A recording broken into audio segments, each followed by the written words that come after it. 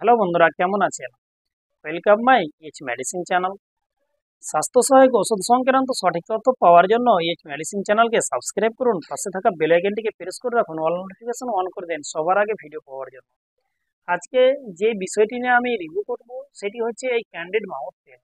আমরা জানবো এই ক্যান্ডিড মাউথ পেনটি কী এবং সেটি কোন কন্ডিশনে ডাক্তারবাবুরা অ্যাডভাইস দিয়ে থাকে, তার ডোজ কী রয়েছে এবং তার সাইড ইফেক্টটা কী রয়েছে এবং এটি কে তৈরি করে থাকে, তার বর্তমান মার্কেট প্রাইস কত।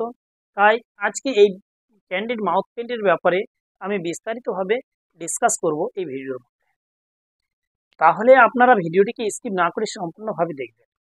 ক্যান্ডিড মাউথ আমরা জানি এটি মূলত একটি মুখের ড্রপ।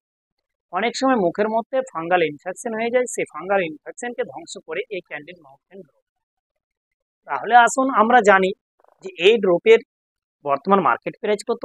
এই ড্রপের বর্তমান মার্কেট প্রাইস হচ্ছে 173 টাকা। এটিকে তৈরি করে থাকে গ্লেনমার্ক ফার্মাসিউটিক্যাল কোম্পানি।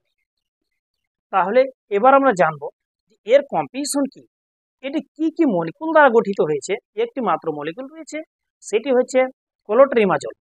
ক্লোট্রিমাজল রয়েছে আপনার 1%। এটি দিয়ে গঠিত হয়েছে এই ক্যান্ডিড মাউথ পেন ড্রপ। তাহলে আমরা জানবো যে ক্যান্ডিড মাউথ পেনের ব্যবহারটা কি, ডাক্তারবাবুরা কখন কোন সময় রোগীকে প্রোভাইড করে থাকে। অনেক সময় মুখের মধ্যে ফাঙ্গাল ইনফেকশনের কারণে মুখের মধ্যে অনেক সময় ঘা দেখা দেয়।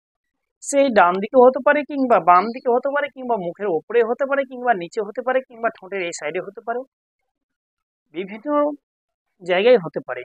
সেই ক্ষেত্রে ডাক্তারবাবুরা এই ওরাল মেডিসিনের সাথে ডাক্তারবাবুরা এই ড্রপটিকে প্রেসক্রাইব করে থাকে পেশেন্টকে। আসুন তাহলে আমরা জানি এর ডোজটা কি রয়েছে।